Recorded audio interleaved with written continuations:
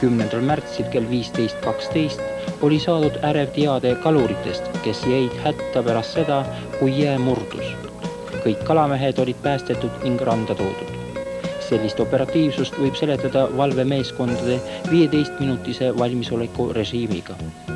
Lennusalga juht Arvo Palumäe kavatseb 2 aasta jooksul valmistada ette veel 2 ekipaasi, mis annaks võimaluse korraldada ööpäevaringse valve.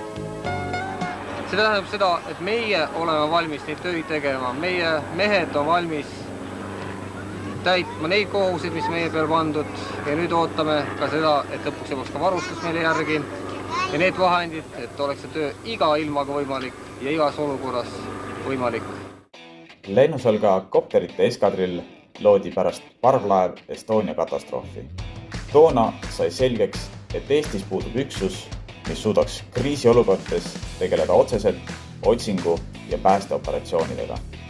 Esimese lennusalga juhi plaan saavutada ööpäevaringne 15-minutiline valmisolek 2 aastaga ei õnnestunud.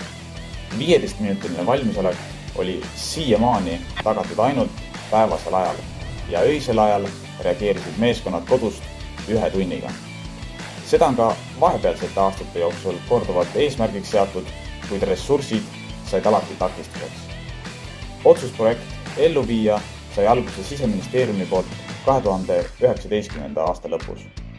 VO15 projekti eesmärk on tagada 15-minutiline valmisolek ööpäevaringselt. Selle saavutamiseks oleme juurde värvanud 17 inimest ja nende koolituseks on lennatud 100 tunde.